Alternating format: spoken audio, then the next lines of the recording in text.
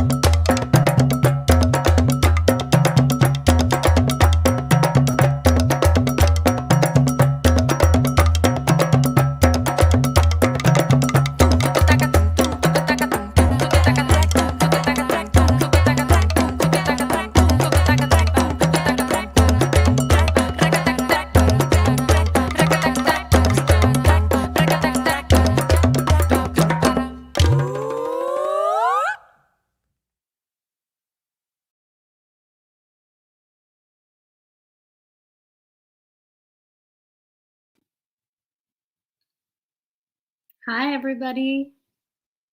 It's so nice to see you. So glad that you're all here. This is a strange, unusual format for me to be in community in a distant virtual way, but I'm so grateful that you came out. This will also be recorded, and this is the magic of this time, I guess, that we're able to zoom in from different places in the world. So today, I want to talk about this project that I've been gestating for 3 years now, Rites of Passage 2020 Vision. And I have a few of my collaborators with me. We are a big group right now. We're about 65 women. But as some of you may be experiencing, this is an incredibly busy time. And it's not easy to get people to come show up in a place and a time. So again, the magic of this is that if you didn't get to watch this, or you know someone that wanted to watch it and they couldn't make it today, they can watch it later. And same thing with our collaborators. There'll be lots of other opportunities throughout the month to meet some of the rest of us on our social media channels. And yeah, so I want to introduce myself, and I want to introduce some of the other people that are showing up in the space today. My name is Pooja Prema. I'm the founder and director of Rites of Passage. And I welcome some of the other people into the room if they can appear. And I want to give thanks to our technical virtual manager, Seisha Elizabeth Coleman, for setting this StreamYard up. So Janelle, do you want to make an appearance? Sure. How do I do? Okay, it just comes up. We're all getting used to this.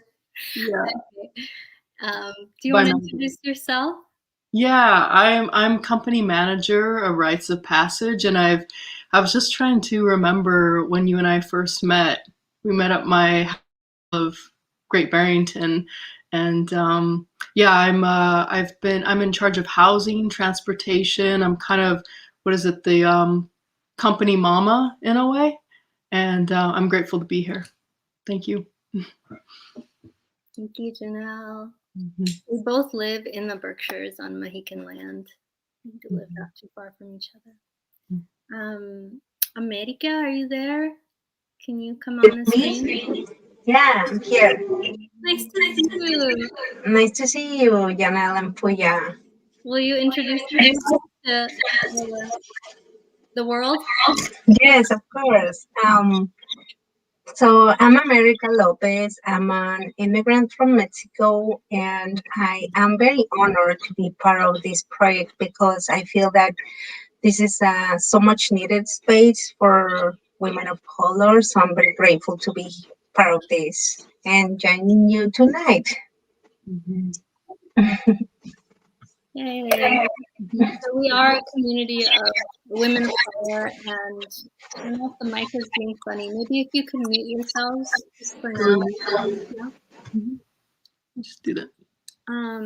We are scattered all over the country. A lot of us are on the East Coast, and it just so happens that the three of us all live in the Berkshires once again. And we may have a few other visitors popping in a little bit.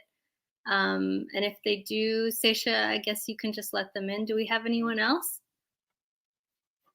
I don't think quite yet.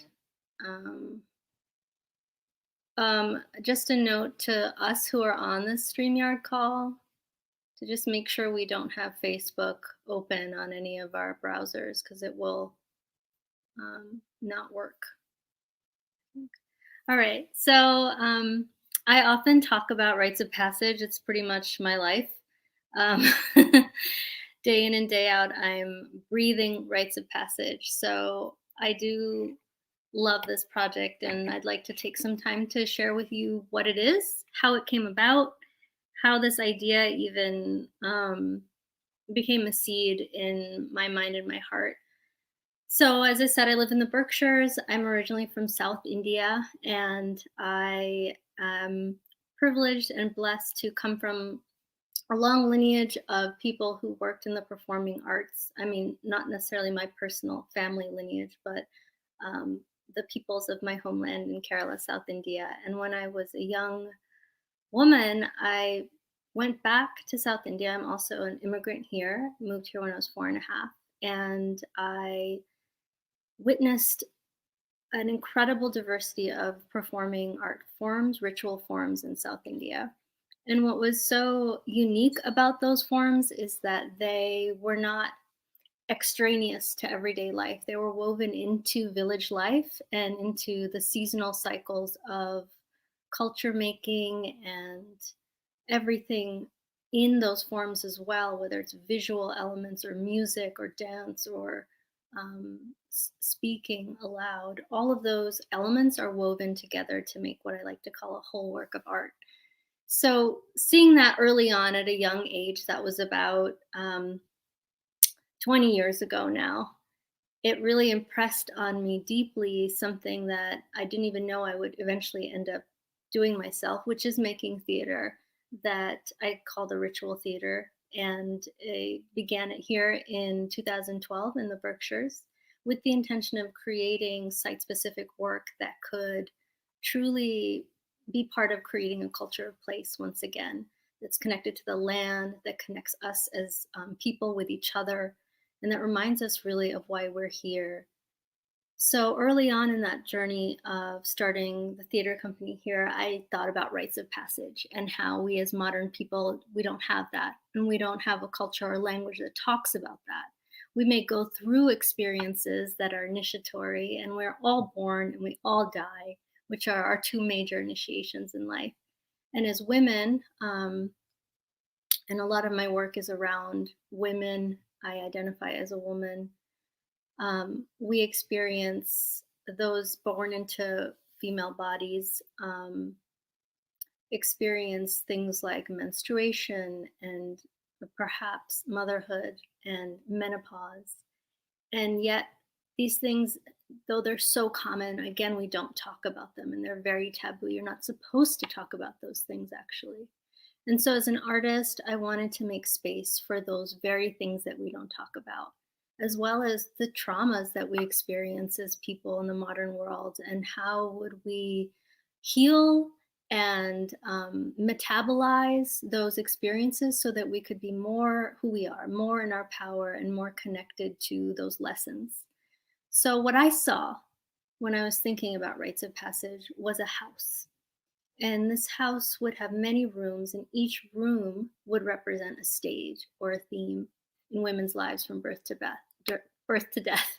And that somehow, using everyday objects and recognizable ritual gestures like washing the dishes or folding the laundry, that we could somehow invoke and make tangible this concept of rites of passage. I wanted everyone that walked through that house to experience at some point a remembrance of, oh, I have experienced that, or my mother experienced that, or my sister experienced that. And I didn't even know that it deserved my attention. And so we created this house. It was in 2013 here in the Berkshires with 65 women then, who are mostly local, mostly women. There were 3 cis men.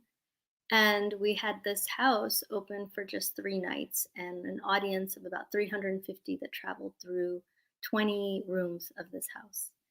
And the house itself had a lot of legacy. Was the Women's Club of the Berkshires. That was a space for weaving the political and the personal and holding space for women to explore their own voice for decades. So magically, we ended up in that house and really claimed it for ourselves and filled it with our stories and our art and our craft and our memories. And none of us had ever been in a space with that much female power, feminine intention, narrative, and it was breathtaking. So after that project, I eventually made a large format book. And I realized that this is something, Rites of Passage, that needed to spread throughout the world. I didn't publish that book yet. I saw that Rites of Passage could be something that women all around the country and the world could make their own. They could make their own rooms of cure. We call them rooms of healing, even if it's just a few rooms, because there's infinite variations of what is adolescence for someone, what is motherhood for someone else, what is elderhood mean in different eras, right? And in different cultures. And so the long-term vision for this project is to create a template which will enable and inspire groups of women, artists, community organizations, students, what have you, to really make this their own. And in that process, I made the book. And in the process of making the book, I realized that I needed to do this again. We needed to do this again. And so about 3 or 4 years ago, Rites of Passage 2020 vision was a seed. And what I knew is that as a woman of color and a first-generation immigrant, I needed to create a work, co-create a work that could speak to the diversity of experiences of women in America. And while that first creation, Rites of Passage, was so beautiful, it was created by mostly local women who were white. And the Berkshires, we live in New England. Classic settler colonial New England is largely composed of white folks. And that is changing a little bit over even the last 8 years, but I needed to speak to my stories and our stories with greater depth. And also in those 8 years, we've had Me Too and Black Lives Matter and the immigration crisis at the border down south because of the administration we had. I mean, it's still an ongoing crisis. LGBTQ rights, reproductive justice under threat, climate change. And yet all these things are separated in our reality. They are, you do Black Lives Matter over there and I'll do climate change over here. Not that people are thinking that on purpose, but we live in a compartmentalized world. And so I wanted to bring all those things under one roof. And again, make that tangible, make it real for people. Um, and ultimately, I needed and wanted, I think so many of us do, a space where women of color could just be themselves fully and not have to ask permission and not have to shrink and not have to worry about how they're being perceived, but support each other in claiming our wholeness. And I wanted to see Black women and Indigenous women and Latinx women and Asian women and Middle Eastern women all come together in a space to explore what is, the unity in diversity. What is it that we share in common? Because we all come from colonized histories, more recently colonized. Um, and yet we all have access, every single human being on the planet, to an incredible resilience that lives within our lineages. And as we look at the past several hundreds of years of colonization and 4,000 years of patriarchy, we're each standing at the edge, right? A threshold of the future. And so 2020 vision is what came through, that we needed to see with clear sight, as much inner sight as outer sight. How did we get here, right? In this mess that we're in, where this planet may not be habitable for human beings in not too long. It already isn't for very many of our brothers and sisters in this country and in the global majority. How do we make sense of this moment and the possibility that we have been in a collective rite of passage for the past year during COVID? And how do we look to the future and envision a future that can be more regenerative, that can be more resilient, that can be equitable for everyone? I think the answer for that lies in listening to the voices of those who've been most marginalized, which is women and trans folks, and of course, people of color of the global majority. And so this is the vision of 2020 vision, is as much about telling the truth of what has happened and what is, as it is about embodying who we are beyond our oppression. And really claiming that liberty of not being held back anymore. Say that we each are standing at the front of a lineage that our ancestors, our great grandmothers and grandfathers, and our mother and our father have fought hard, have forgotten much, have laid a lot on the line so that we could be here today and that we could vision a different reality for ourselves and the future generations. For myself, as I said, I'm from South India. My parents were the first generation to not be under British colonial rule. And the reality of that is still sinking in to even me, who thinks about these issues a lot. So I am only the second generation out from being in a colonial settler state. And what does that mean? How does that affect my body? How does that affect my heart and my mind? And how can I reclaim the wholeness of what has been fractured and lost? And like that, whether it's, we all have different journeys of both the fracturing of our ancestral past, as well as that mending, that remedying what was broken and what was lost, remembering, making whole, right? Who we are. So 2020 Vision is a house, again, of many, many rooms. I say that there's 21 rooms, but there's many spaces because we're always kind of thinking of extra rooms and spaces that need to be acknowledged. So the rooms are completely different. The artists are completely different. And a little later on, I'll share more about some of those rooms, but they do address things like migration and diaspora. They do address things like Me Too, grief. There's an entire room about grief. And as well as the cycles of life. And I am really excited to share more about that and about the local community programming that we have this time around in the Berkshires. And for those of you that are listening, both in the Berkshires and far away, this is not something that is going to be repeated again after another 8 years. This is something that is a very rare happening. And I don't know of anything like it, right, in the world, which makes it very precious to us. And I neglected to say that it's going to happen very soon. I think you all know that, but very, very soon, 3 months away, at the same place it happened last time, which is the Whitney Center for the Arts in Pittsfield. And yeah, we love the Women's Club. It feels like going back home. So 5 days, 10 live performances, one of which will be live streamed, socially distant audiences that can explore this, as well as the book and long-term a virtual museum that will allow people all around the country and the world to delve into the vision of Rites of Passage. Not only this specific project, but for them to reflect about their own lives and those of their communities. And for men too, for cis men in particular, to have greater understanding and empathy for the experiences of cis and trans women, and right now, women of color. So I feel this couldn't come at a more timely moment. And yeah, we're just really excited. And I've said a lot, so I'm going to take a pause.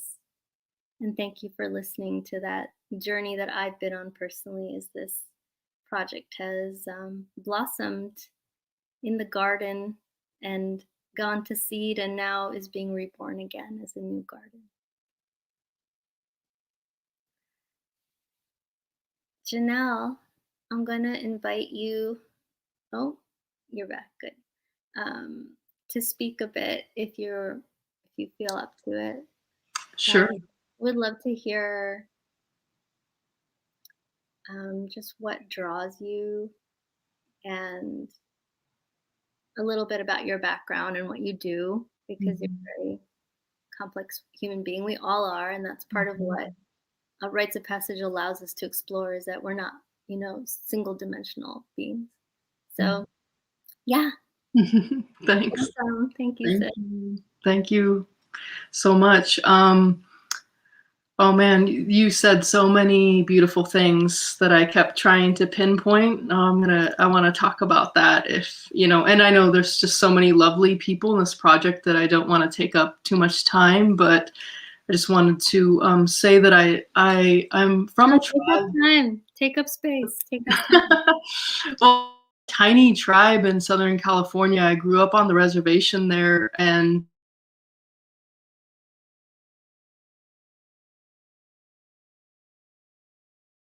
to us by the Spanish that settled, and then you may have cut off a little.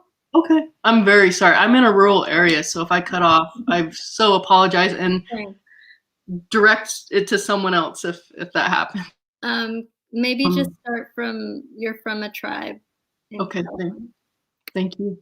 So yeah, I'm company manager. My name is Janelle Manoa, and I come from a small tribe in Southern California that I grew up on the reservation of, and the Spanish named us Luceño, and we called ourselves Peyamcowichum, which just means of West or people of West. And I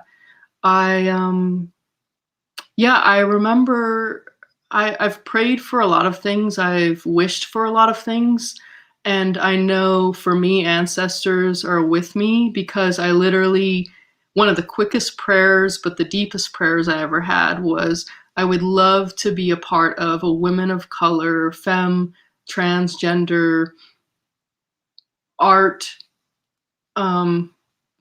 big art situation. I did it like once, and it was really deep and it was really quick. And then literally like a year later, I met Pooja, and not everything, I'm getting chills actually right now, not everything that I do shows up that way. And that's where I know this project's really deep.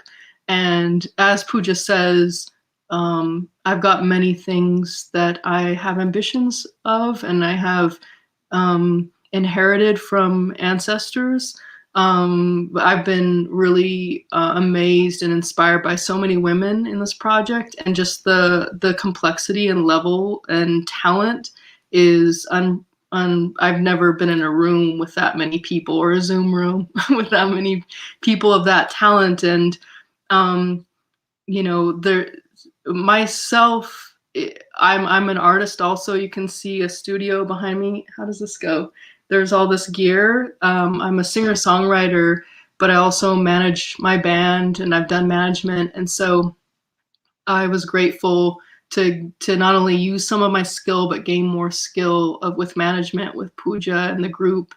And I wanted to share that one piece, Pooja, that you mentioned about being a part of culture where it's not compartmentalized.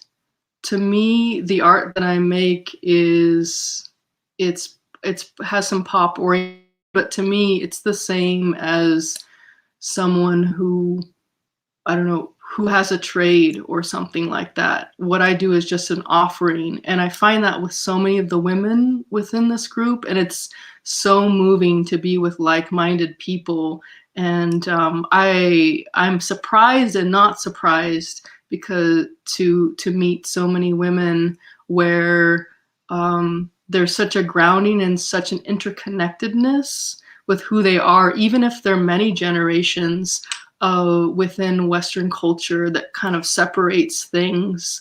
It's just really, the moving thing is there's a lot of assimilation, and then there's a lot of difficulty in separating that assimilation within us, within the earthiness of our ancestors is hard to get rid of. And that's been the moving thing of having these Zoom calls and connecting, safely, social distancing, but really being inspired by the women of this project, and just really being in awe of and loving holding space for them.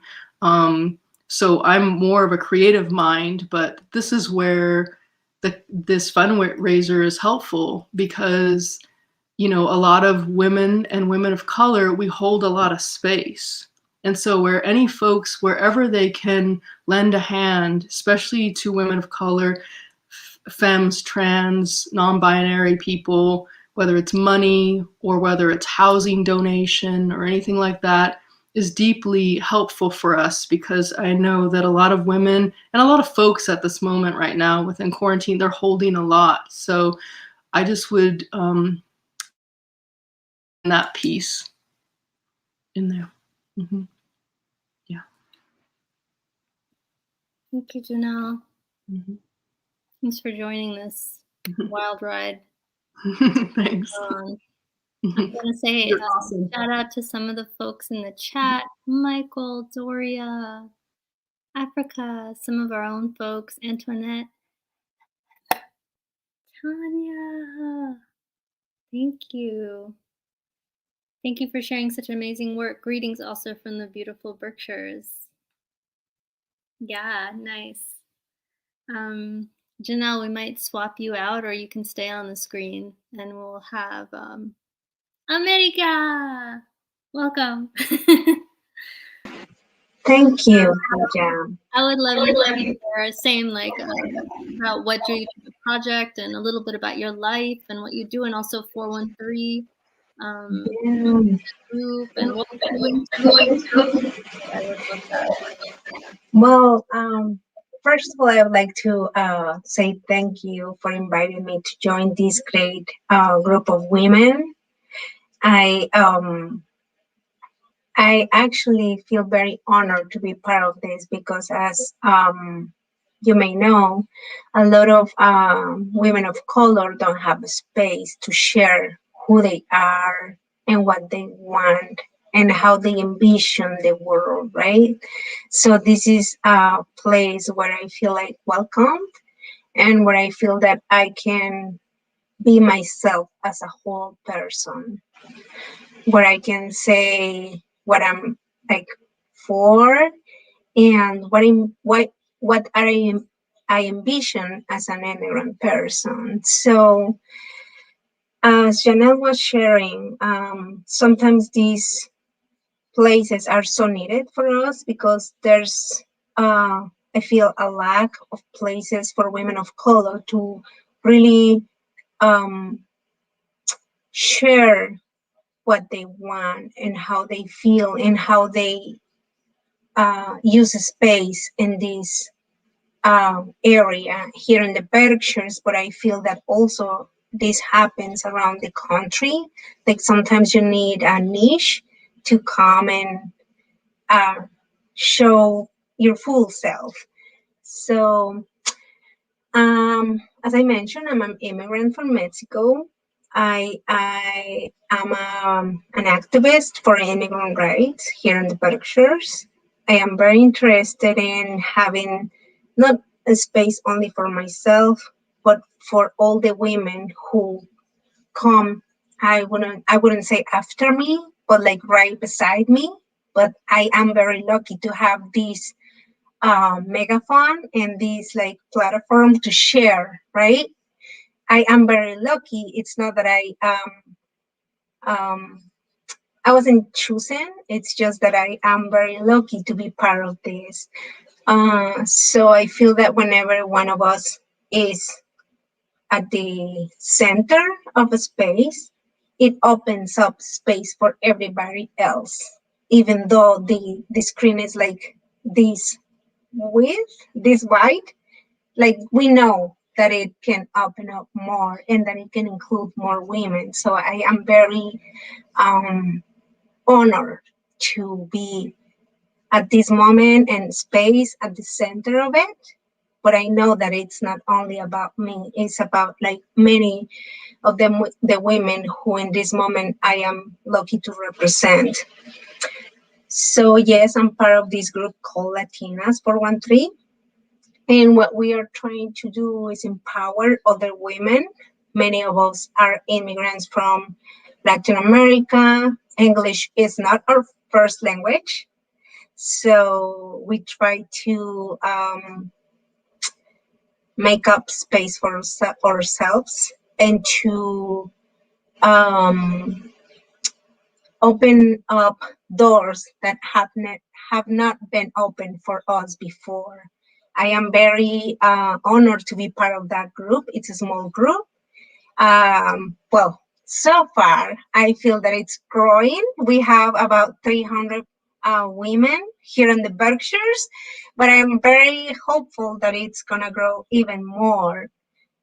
We're doing, I feel that great things, but it's not because we're doing it. It's because as a whole, we're contributing to make ourselves visible.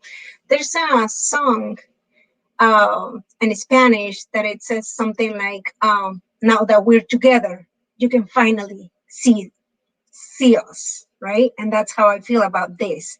When it was only maybe one of us, or two or three, you could see us, but it was a small place that we took.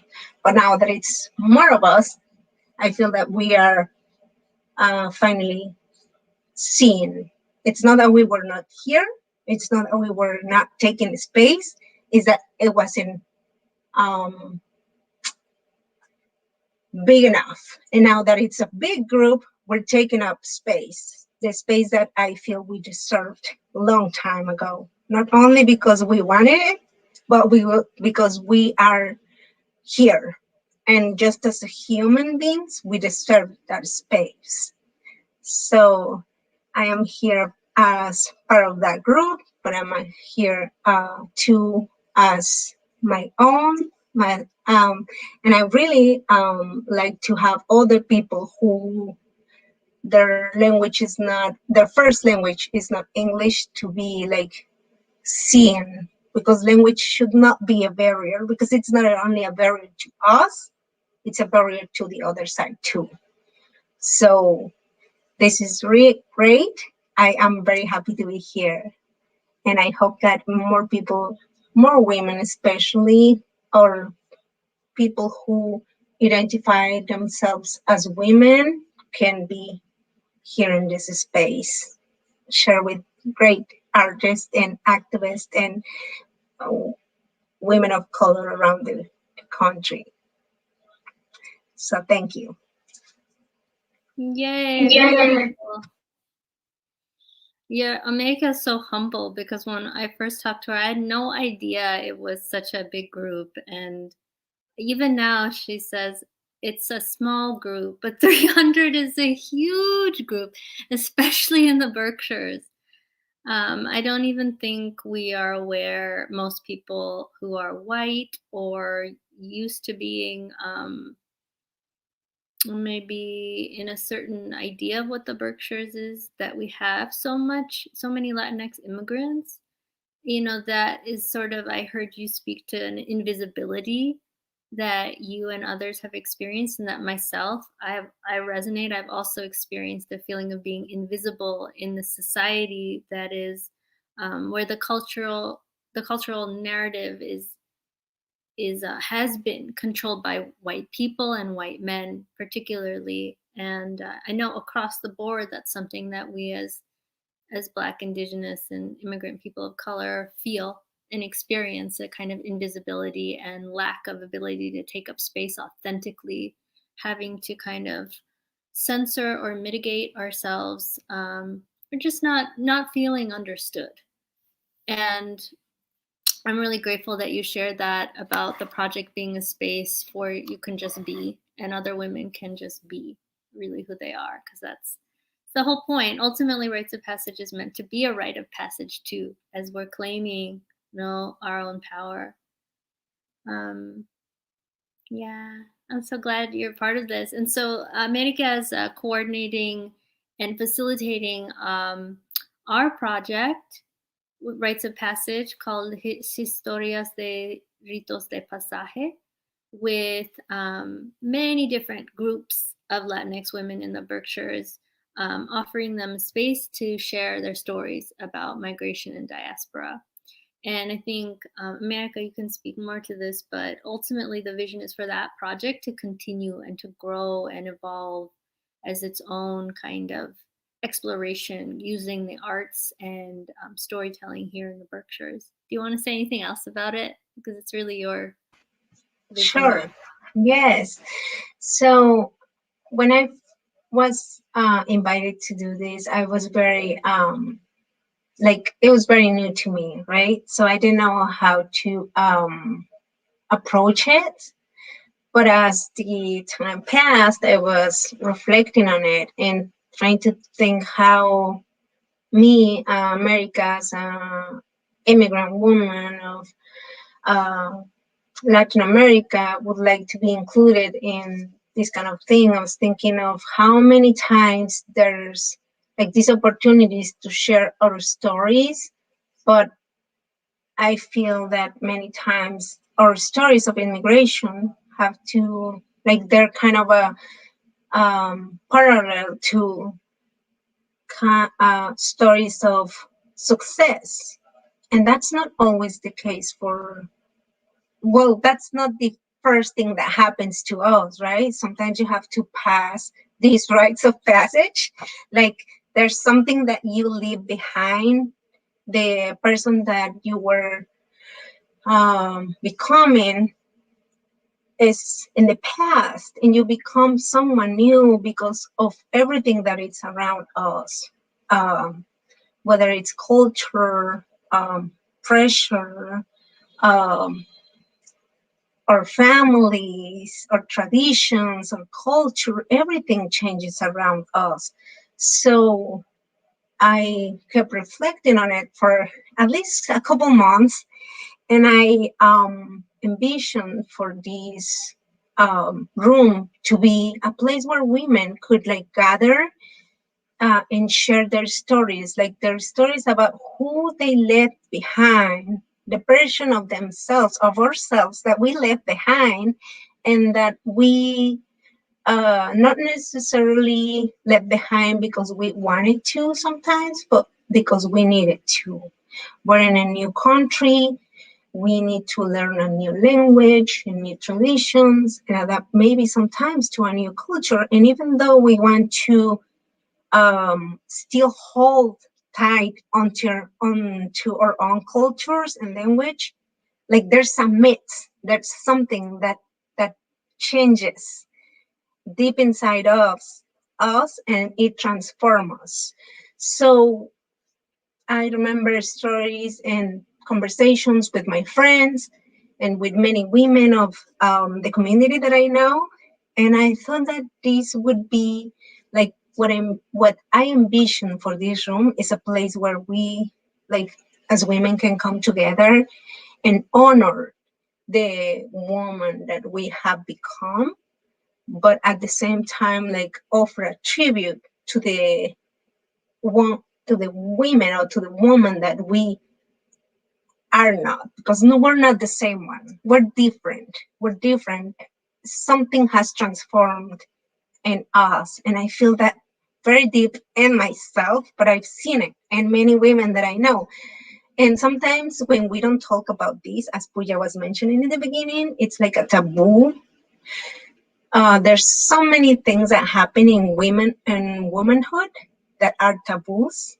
And unless you talk about this and about things that happen to you, you start to normalize things like this, and you start like making other women feeling comfortable sharing their stories. So what I envision for this is a place where women, a safe place, first of all, where women can share their stories and feel that they are not alone, that we are not alone, that we are sharing kind of the same story, even though it's different and has their unique, like, um, their uniqueness.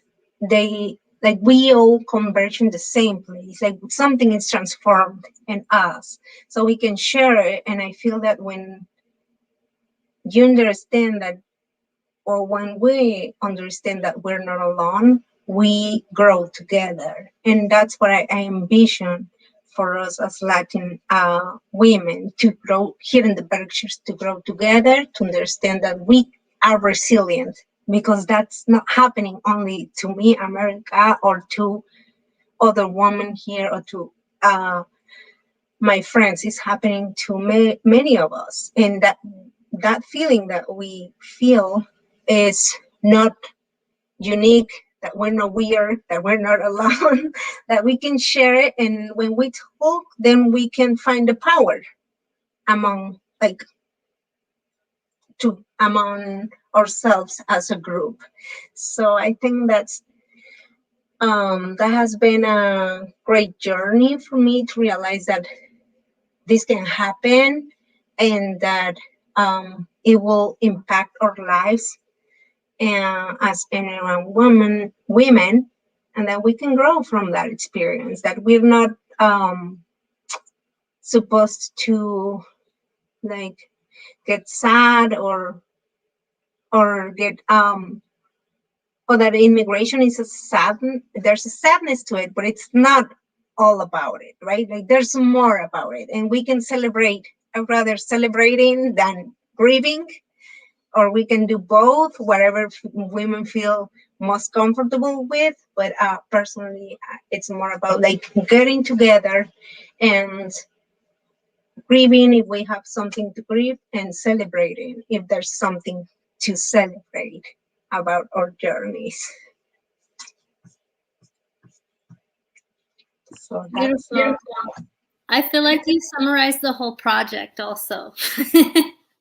That's what we're all doing in the rooms, through the art, through the performance, through being together for the 10-day period. It'll be open for 5 days to the public. Those dates are August 13th through the 17th. So mark it on your calendars, 13th through the 17th, 2 performances a day. But we'll be there longer. And it is truly about grieving what needs to be grieved and celebrating what also needs to be celebrated, being able to have the permission to do both. So now we're gonna show you something that we have up our sleeves. I actually posted it on Facebook earlier, but it is the promotional video for Rites of Passage 2020 Vision. And this is a short, it's not very long, but it really encapsulates some of what I've been talking about, but also has some gorgeous images of a lot of the women that aren't here on this call. As I've said, and I'll say it again, right now we're a community of 65 women, which is hard to believe because you've only met 2 of the women out of that 65. Not all of them are women of color. We also have white women on our production team that are supporting this emergence. But hopefully you'll get to meet all of them in some shape or form. And right now in the promo video, you'll see about 32 of them there, or 30 of their faces flashing across the screen. And I want to give a shout out and thank you to Jeannie Tsai for shooting and editing this gorgeous video. Jeannie is also an artist in Rites of Passage in the Grief Room. And I also want to give a big thank you to the music that you heard in the very beginning of this. It's a song called Zumbe, and the music that you'll hear as well in this video, which is called Ibaye, are by our local band Gaia Roots, all women percussion band, and particularly Amy Galinas and Shanti Starr, who arranged those two songs. Really grateful for having your beautiful music, as it really, I think you'll see, captures the spirit of what this project is all about. So enjoy, and we'll see you right back.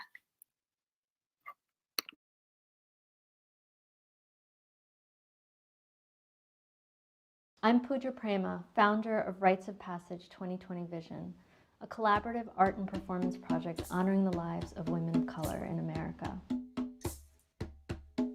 We know that the old structures of our world are collapsing, and what's needed are new visions, new stories. At this time of massive social and political unrest, 2020 Vision offers clear sight into our shared past, present, and future from the lens of women of color. We're bringing together multiple ancestral lineages, histories, and visionary futures, along with movements like Black Lives Matter, immigrant justice, Me Too, reproductive and LGBTQ rights, and climate justice, literally all under one roof. 2020 Vision will take place throughout 21 rooms of this historic mansion in Pittsfield, Massachusetts, once home to the Women's Club of the Berkshires. The audience will travel through the house, experiencing each room as a rite of passage in the lives of women of color from birth to death. It'll be open for 10 live performances and be available as a live stream and eventually as a large format photo book. In 2013, I directed the first Rites of Passage in the same house with all different rooms and 65 mostly local white women artists. Since that time, I realized the need to create an all-new Rites of Passage house, one that would truly speak to the diversity of voices in America today. And so over the last 2 years, I've been assembling an incredible community of women of color artists and creatives from across the country.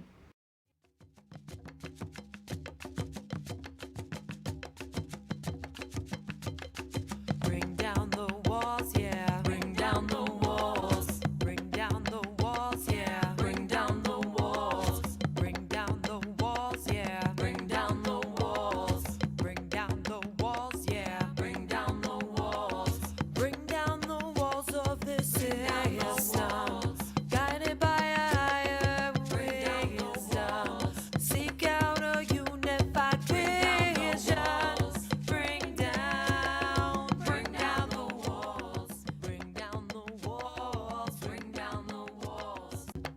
We need your help to raise $200,000 by May 31st, 2021, in order to pay our artists and production team, rent the house, purchase materials, and document this beautiful project. By supporting Rites of Passage, you amplify the leadership of Black and brown women and other marginalized voices at a critical moment in our human history.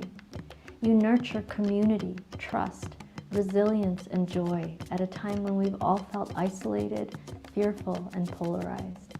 And you help birth a world beyond our oppression. We invite you to be part of making Rites of Passage 2020 Vision a reality. We're creating a world we want to pass down to the future generations. We are the once and future vision of our ancestors.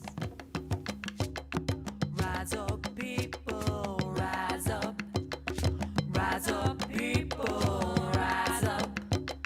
Rise up, people, rise up. Rise up in your creation, inspired by Earth's revelation. Rise up and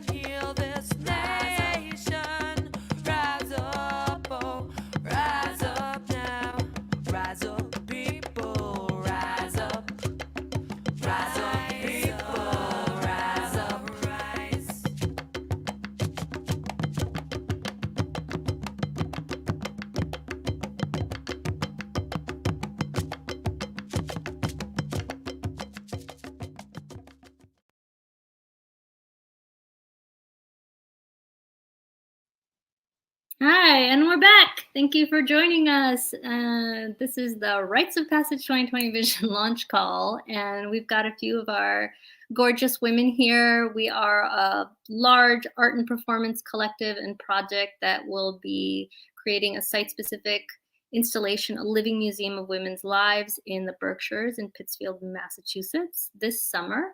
August 13th through the 17th at the Whitney Center for the Arts. This is the second iteration of a project that first happened in 2013 in the same location with all different women. So this particular 2020 vision iteration of Rites of Passage is created by all women of color from all around the country. And I can't believe the time has gone by so fast. But we have another couple of guests that I'd like to introduce you to. Cheryl, if you can come on the screen, hopefully you can figure out how to come in. Yay, Cheryl! Hello. Hi, Pooja. This is Cheryl. I will let her introduce herself. Could you just introduce yourself and anything you want to share about your practice? I don't have a chance now. Hi, my name is Cheryl R. Riley. I'm an artist. I'm a furniture designer, and my work deals with primarily women's issues and investigating the similarities between cultures, even though they seem that they're not. Thank you, Cheryl. And Cheryl is one of our curators. We call the women who are visioning and designing and creating one of the rooms of curators. And Cheryl is going to be creating the kitchen, which is a really exciting space. Lately, I've been calling it the kitchen / rematriation because we're still waiting for that name. But Cheryl's work, which I wish we could show you on the screen unless you have a glyph there, is very much about, her glyphs are very much about the matriarchal language.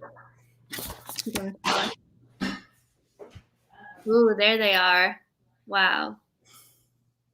Cheryl also designs jewelry. But Cheryl, I wanted to invite you from your perspective as one of the older members of this project right now, as well as a Black woman in the South. We had an amazing conversation when we first started talking a year and a half ago, maybe a year, about food and the kitchen and you growing up in your grandma's kitchen and those memories that really inspired what this kitchen space is and what we're trying to not exactly replicate, but be inspired by a new iteration of. So I would love to have you share some of that, a taste with our audience.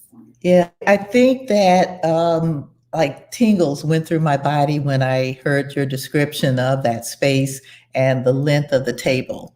My grandmother was the center of our family and of us grandchildren and great. She was a housewife, and my grandfather was a contractor and an interior decorator. And what was really beautiful is he built their home. And so he also recognized that she was the center of the house. And the kitchen was the largest room in the house. And we also, as you have created for your space, the table was very, very long. And it was always where the action was. There were people sitting there reading, nursing babies, shelling peas, doing homework, and we kids running by it on our way out of the back door to the backyard to play in our big backyard as well. So we would come there during the summers, a lot of the grandkids and my cousins and I. And as an only child, that was my chance to play with my tribe. And it was very exciting. And then we would be in the backyard. So she had a pantry. We were farm to table. And so they harvested fruits from the trees in the yard. She had her garden there. She canned foods. And that was the case with both of my grandmothers. They both had pantries, gardens. My dad's mother even had chickens. And then the men in our family hunted and they fished. So we always had a lot of fresh food. We had organic food before all of those names were attached to food. She understood, she planted by the cycles of the moon when she planted things in her garden, and even could sit out on the porch in Houston, which has large mosquitoes that could probably pick up a human being. But she knew to plant lavender, and I don't remember what other plants around the house, and that kept the mosquitoes down. So my older uncle had arthritis. She created the ointments and liniments that they would put on their bodies to ease the swelling. And I fell on her wood stove's pipe one time and burned the entire side of my face. And whatever she created, the oil and things she put on my face, as you can see, I have no scar. So those things seem to be being rediscovered now and monikered under a different name. But this was old slave knowledge, because I would assume that she or her parents were born into slavery, because she was 98 when she died and I was in elementary school. So. Wow, so beautiful and so rich. Well, also I was inspired because I took the thing that I found was beautiful about my grandmother's was the cooking, that brought everybody into the home, and it was the place we all, like, we really honored the women in our family for the meals that they made. And so what we call soul food was, of course, part of our diet. But I call it peasant food because it was food that people ate because they were doing manual labor. Those of us who try to eat like that every day now it would not go over so well. But because they were laboring, my grandmother was, from the time I woke up, and you're a kid, you wake up at 6 o'clock in the morning. She was already up by the time I got up, and she was still up when I went to sleep. And so they worked a lot of hours. She worked in the garden. She worked with her chickens, everything. And so they were physically active all the time. And they burned off those calories. They needed that high caloric food. And so our favorite things were oxtails and black-eyed peas and collard greens and cornbread and, those what we call soul food now. When I started working in the advertising industry, I would have parties at my house and people would come, and I had to turn people away. Everybody wanted soul food, but of course they couldn't eat it every day like my family did. Oh, Cheryl, there's so many things I want to touch on here that you're bringing up, like really the soul of this house. The soul food is a metaphor for the soul of, what feeds us as human beings, as women. And like through the process of often modernity, urbanization, we lose touch with our roots to the land.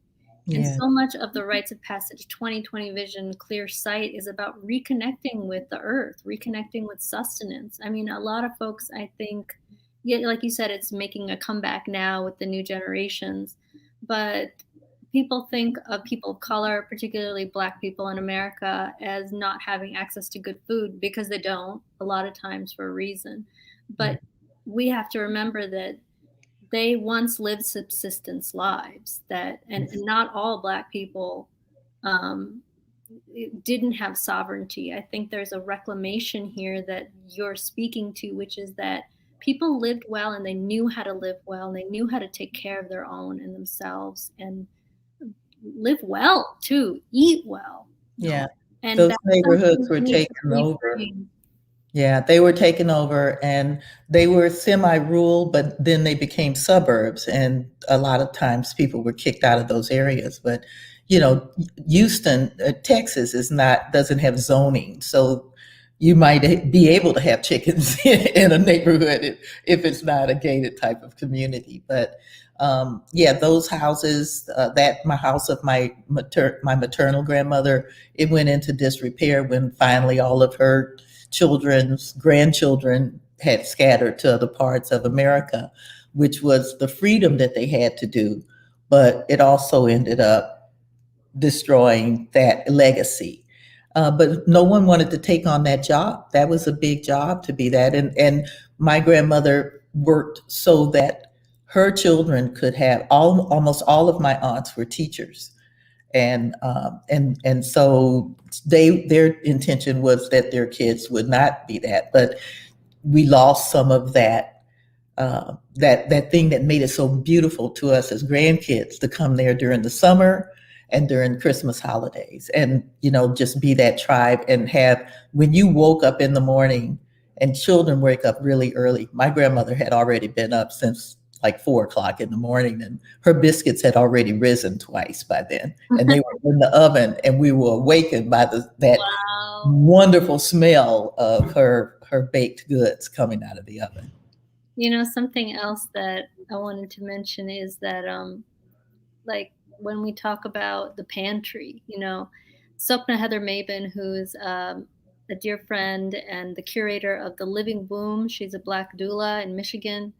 It was her idea to have a pantry because she was like, people need to see what it means to sustain ourselves again, and that we have access to those things. That Well, we I'll show you. coming back to that remembrance of really what it means to be human. So I've actually created a piece in honor of my grandmother's pantry. This is from my series called Transcendence Preserved. And these are mason jars, which our pantry was filled with her foods that she had preserved. And I put gold chains in them for a double meaning of the chains in which Black people have to live within, but also the liberation and how they nourish themselves despite those chains. So I've put these items, always have gold wherever the human hand would have touched them, and my grandmother would have sliced up and made all of the foods that went in these. And so in the off season, in the winter, we still had essentially fresh food that had come from our gardens. So year round, she was able to have that sustenance for us. And I want to echo something else you said, which is that your grandmother was still an enslaved person. Yes, my father's mother, because my dad was 45 when I was born, and his mother was in her 90s, with late 90s when she died. And I was saying before you came on the call that my parents, just like your parents, there's a parallel here that we often don't recognize when we're looking at reality and history. My parents are the first generation to not grow up under a British colonial regime. My grandparents still grew up under the British, like your grandmother grew up enslaved. I mean, those are very different realities, but the similarity is that there was, a white settler colonial power that was dictating everything. And Absolutely. It's very fresh. We haven't been out of that very long, lest we forget it's only been 2 generations. We touched people who lived at that time and in that reality. And we are enslaved still. It's just handled in different ways, but it was always illegal. It was always about legality and documents that those in power could create and make legal the enslavement of people. My father, he was the baby of the 9 children that my grandmother had. Yet still, when he was growing up, where they lived in Texas, there was no school for him to go to after 6th grade.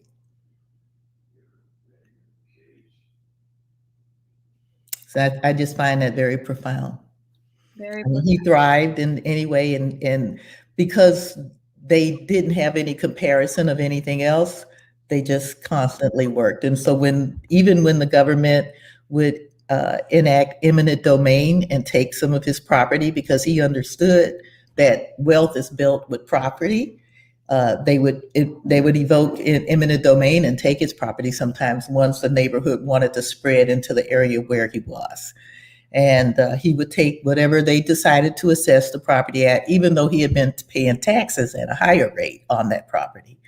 He never expected to be treated fairly, and that was a big advantage for him. For me, living through the civil rights era, and Black Lives Matters and everything. I think I should matter and that I should be treated equally. But my father did not expect that. And so that gave him more power because he didn't waste any energy on on anger time. He just plowed right back in to reinstate the level of his inheritance that he could leave to his children.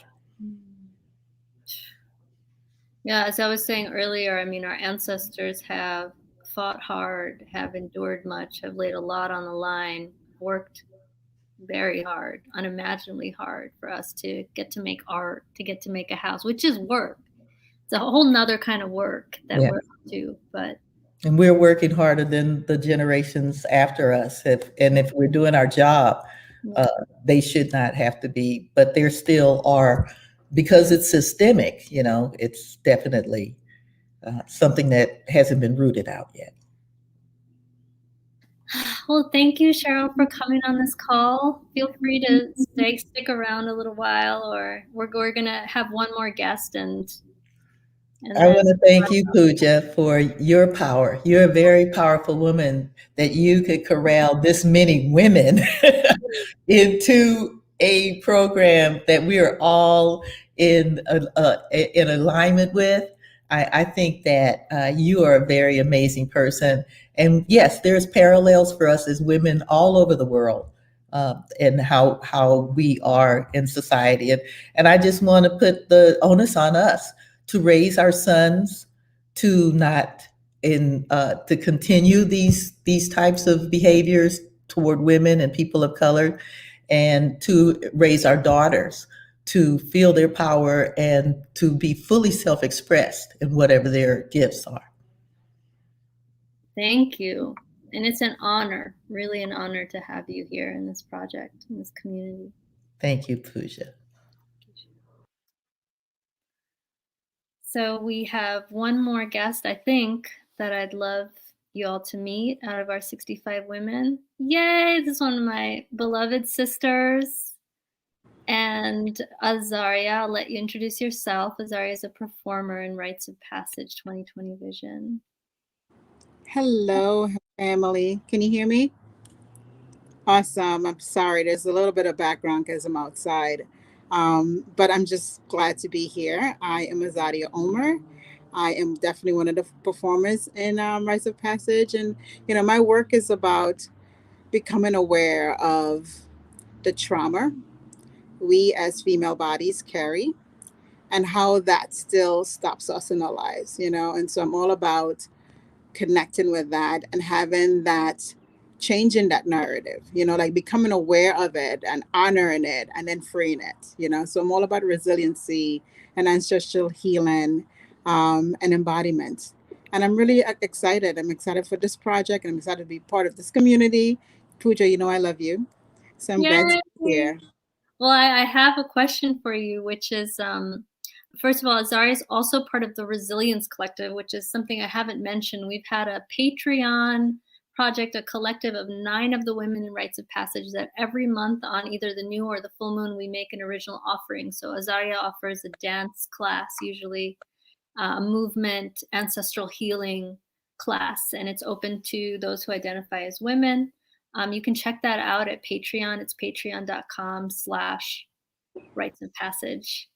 Azaria, when we started talking, and I invite all these women, or they find the project, and we have a phenomenal conversation about the heart and soul of what connects us. And with Azaria, of course, it was this ancestral piece. The theme of 2020 Vision is also, we are the once and future vision of our ancestors. And I'm glad we're kind of wrapping up, and we kind of started with Janelle speaking about her ancestors, and now coming to you. We spoke about ancestors and your journey with realizing what the piece of forgiveness is in relation to this healing that you just mentioned. And I would just love if you could share a little bit more on that, or a personal story, or what it is that you've been kind of in a rite of passage with over these past 2 years, particularly. Yeah, thank you for the question, Pooja. I I talked about our bodies, right? This Oh, temple. Zaria, could you also share where you're from? Oh, okay. We're both. Yeah. I was born in a beautiful Caribbean island called Grenada, and I grew up in Trinidad and Tobago. So I'm an island girl through and through, and I live in New York City right now. And my daughter is trying to peep in. Say hello. We alive. Say hello. Hello. So yeah. So I'm an immigrant. And in terms of the ancestral work, I have become very aware of whatever I do in this life, that it also affects uh, forward and backward. I have a daughter, I have two children, and so I've been coming in relationship with my body and in relationship with who I am as a woman in this container, and just trying to rewrite some of the stories that the women in my family has lived.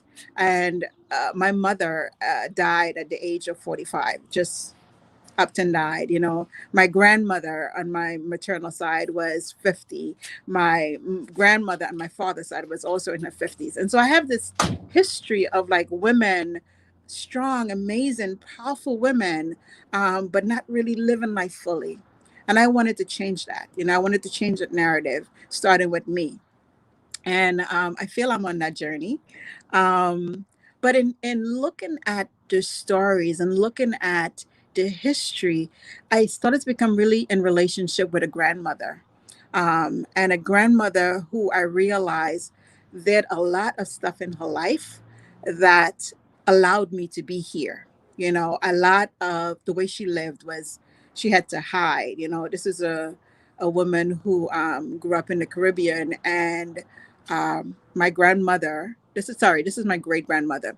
My grandmother, her daughter, she was a product of a rape, from the masters, so it's all of this history of trauma and trauma that they carried in their bodies, and so in being in relationship with my great grandmother, uh, she started to come to me in dreams in my meditation. And I realized that she needed something. And so, in this conversation, in this relationship with her, she was asking for forgiveness.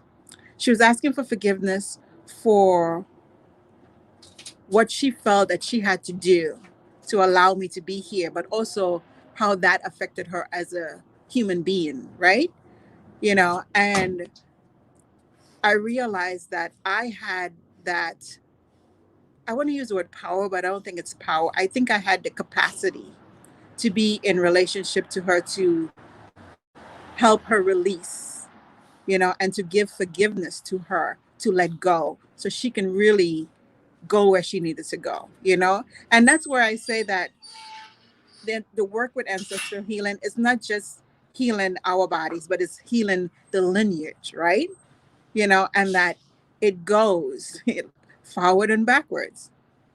And so that's a little bit of the story. I know we don't have a lot of time because I do have a lot of stories, but it has just been amazing. And also I see how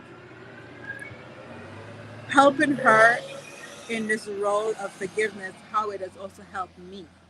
How has it helped me as a woman of color, as an immigrant woman, to take up space, to allow myself to be present, and use my voice in a really full way, you know? So, Yay, thank you. There it is, taking up space again. Azaria, it's such an honor to have you in this project. And yes, yeah, we have not been able to take up space for a very long time. And women in general, honestly, most human beings are not taking up their true space. Very, very few are. White men may be taking up a lot of space, but it's all the wrong kind of space. And I think by us actually embodying in this house, not just talking about it, not just making something about it, but actually being it, being in these rites of passage, being in this ancestral remembrance and reclamation, we can enable others to take up space more authentically, particularly women of color.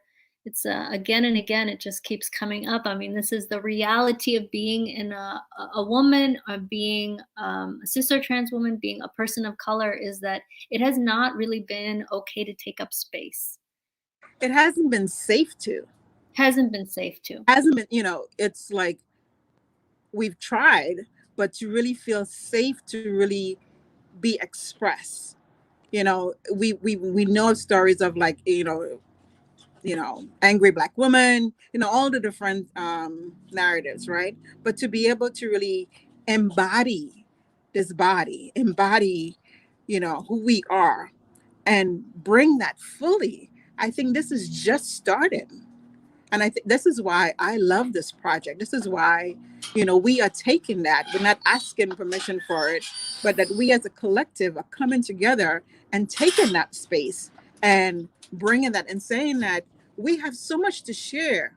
We have so much to share with the world. And also, this healing, it can't be one-sided. It can't just be from one perspective.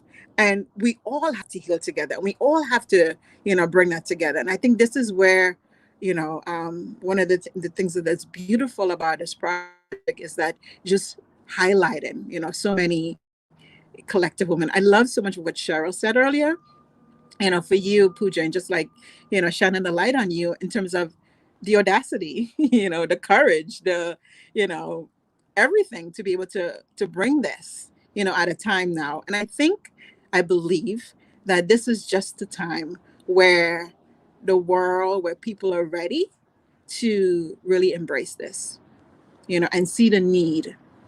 Yeah. Yes. And that we need it. We need it and the world needs it. Otherwise, it's not worth doing.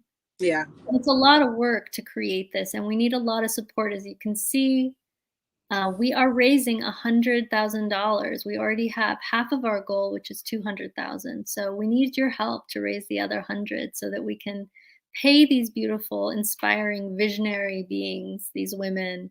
We can support their travel. We can house them. We can feed them. We can buy the materials we need to. We can pay our production team, which is all incredible women, including Seisha, who's running this program, and Janelle, who's our company manager, and many others. When you were speaking just now too, the audacity, when I first thought about this was about 3 or 4 years ago, and I thought, oh, that's a crazy idea. Like, the world isn't ready for this. Okay, we can't do this. Who's going to go for it? Like, who is going to be a problem? That's how I felt about it. And then it was kind of like the ancestors saying, well, you just have to do it. You just have to do it. It doesn't matter if the world's ready for it or not. So I started working. I started calling you all together. And then how this last year has been. We all know that the collective is really asking for a reckoning and a remembering, a reassessment. And so, yeah, I feel that we are ready now. Even this local area, the Berkshires, I feel is ready in a way it has never been. And of course, ready or not, here we come. But it's not a threat. It's not simply anger or grief. It's everything. It's joy, it's pleasure, it's grief, it's anger, it's all of the whole experience of being a human, being a woman of color on this earth right now. So the audacity is something that we encourage in each other. Someone said to me recently, in terms of fundraising this, $100,000 or 200,000 actually is our goal, 2020 vision, $200,000. Oh, that's really ambitious. I get that. Sometimes people say, you're very ambitious. Nobody says that about a white man raising $1 billion. It's ambitious when a woman sets out to do something. It's ambitious when a person of color sets out to get 100 grand. And that is the state of the reality, right? It's not really ambitious. We're asking for what is ours. We're asking for the money that was made on the backs of Black and brown and yellow and red people all over the world. We're asking for that money so that we can create something beautiful and life-giving for ourselves and for our ancestors, for all of our ancestors, and for all of the people to come. So $200,000 is not very much money. It's you know, a pair of shoes for some people. So we really want to encourage that audacity in each other and have you, our audience, all the people we know and love, and lots of people we don't know but also love, to support us in this reclamation and this remembering. Azaria, thank you, my dear. Thank you for being here. See You're you welcome. soon. Thank you, everyone. I don't know if everyone else who's still here wants to pop back on the screen, but we're going to close out soon.